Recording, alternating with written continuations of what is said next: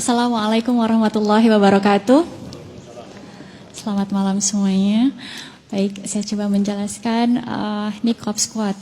Jadi sebenarnya Niqab Squad ini adalah sebuah komunitas bagi perempuan-perempuan bercadar dengan berbagai macam profesi yang ada. Alhamdulillah sekarang sudah ada di 3 negara, yaitu di Niqab Squad Indonesia, Niqab Squad Taiwan, dan Niqab Squad Malaysia. Yang di Indonesia sendiri sudah ada di hampir 40 daerah, yang sekarang ini jumlahnya alhamdulillah mencapai hampir 5.000 orang.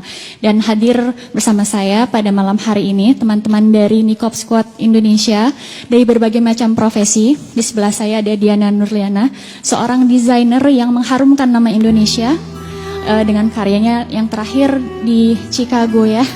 Lalu di sebelahnya ada seorang fotografer traveling yang sudah berkeliling dunia dengan bercadar, dengan profesinya sebagai fotografer dan videografer, yang bernama Astri. Di sebelahnya ada Dokter Umi Amiza, seorang dokter bercadar yang Masya Allah, Alhamdulillah. Lalu sebelahnya lagi ada atlet taekwondo yang bercadar juga, Alhamdulillah. Dan di sebelah saya ada seorang kepala sekolah SD di daerah Tangerang yang Alhamdulillah bercadar juga. Jadi Niqab Squad sendiri berdiri karena kami ingin merangkul saudara-saudara kami yang bercadar, karena kami tahu bahwa bercadar itu bukan sesuatu hal mudah sebenarnya.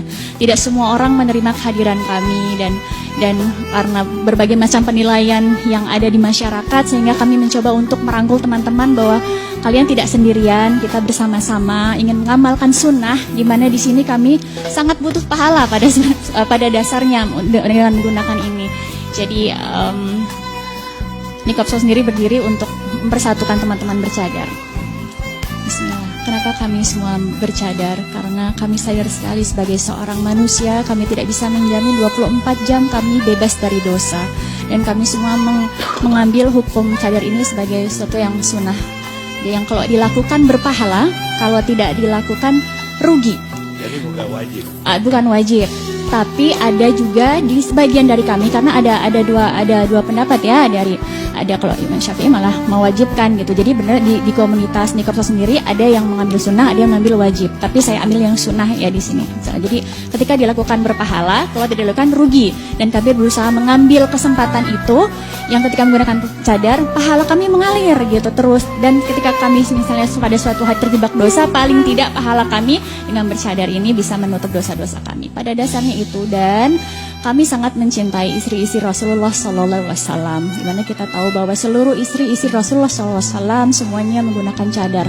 Perempuan-perempuan yang dijamin masuk surga. Kalau kami contoh perempuan lain belum tentu dijamin masuk surga. Keinginan kami tentu saja menjadi ratu bidadari surga, dan kami mencontoh istri-istri Rasulullah SAW. Iya, kalau saya bayangkan dengan cadar malah Ibu Indarti itu saya nggak kenal. Masya Allah, untuk hal itu tentu saja insya Allah bisa dikenali di sini, dikenali sebagai seorang muslimah. Karena seseorang yang menggunakan cadar automatically orang tahu bahwa dia seorang muslimah, dikenali sebagai seorang muslim. Dan kalau misalnya ingin dikenali, bukankah kita semua punya KTP, yang kita semua juga kok di KTP nggak mungkin bercadar gitu. Kita bisa lihat, kita sangat terbuka untuk dikenal dan untuk mengenal teman-teman yang ingin mengenal lebih dekat dengan kami.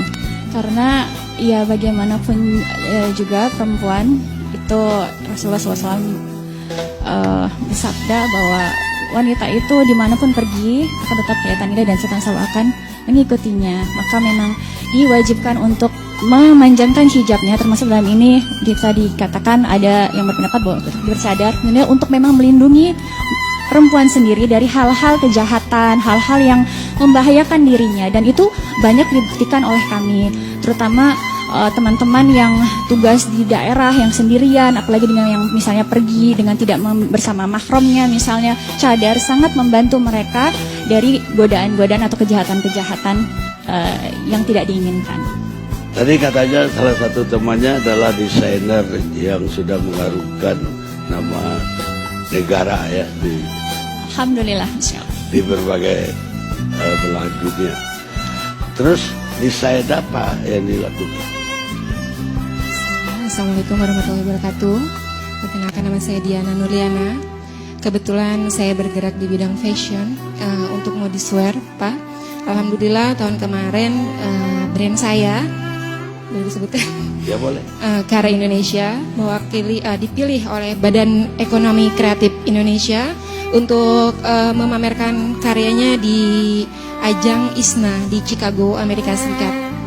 Dan saya juga alhamdulillah sudah mengikuti berbagai fashion show di tingkat nasional seperti Indonesia Fashion Week, Jakarta Fashion Week, dan di daerah-daerah juga. Apa fashionnya itu, ada desainnya, ada ciptakan, itu juga bercadar?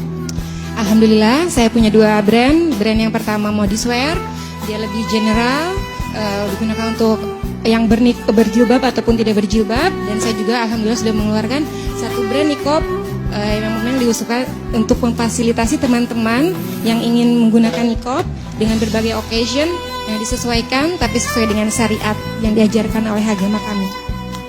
Ada nggak di antara jilbab lagi, jadi di antara yang didesain itu justru melihatkan aurat?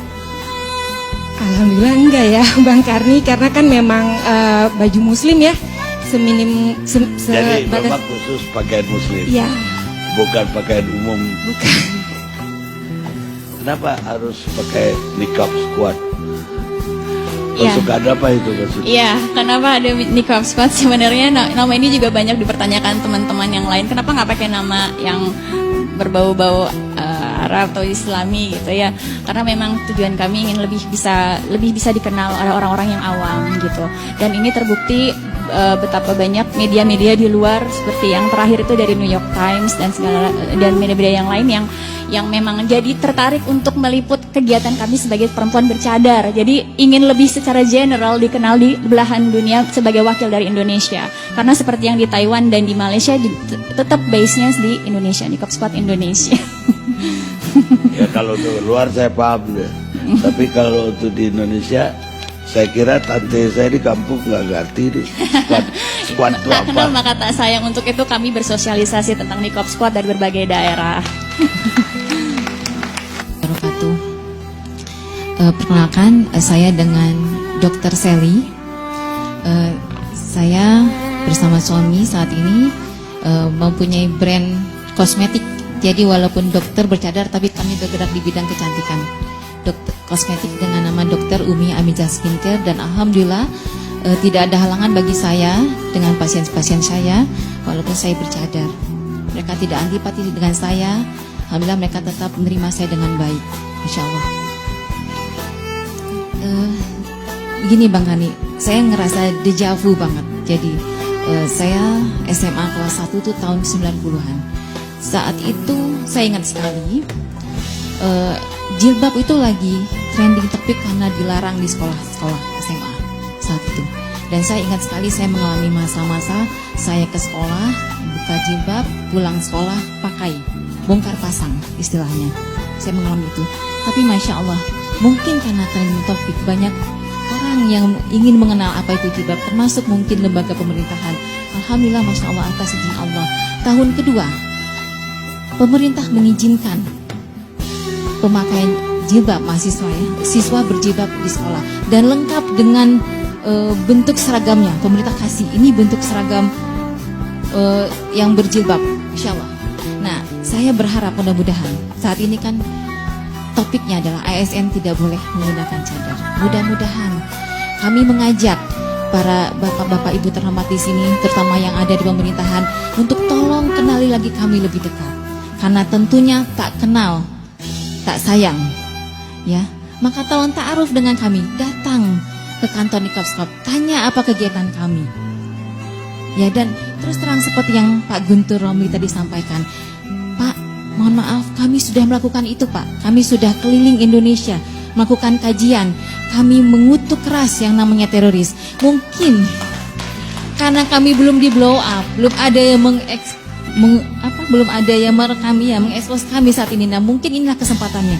Dengan ini, ya, saya mewakili niqab squad Indonesia, kami dengan tegas menyatakan bahwa kami mengutuk keras terorisme dan mengutuk keras pembunuhan terhadap manusia. Ya, Masya Allah. Jadi sekali lagi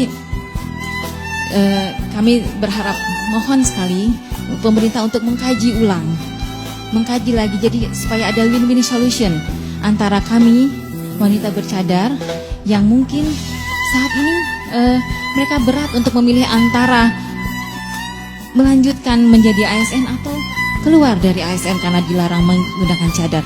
Mungkin salah satu dari pegawai itu yang berprestasi, ya, bagus dia, kerjanya bagus, berprestasi. Apakah tidak sayang pemerintah kehilangan pegawai seperti itu hanya karena cadarnya?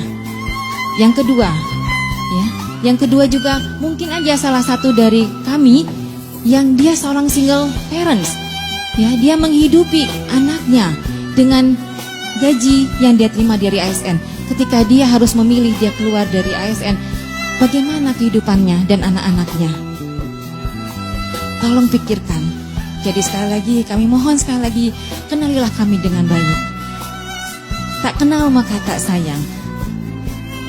Ya, demikian. Makanya, Assalamualaikum warahmatullahi wabarakatuh.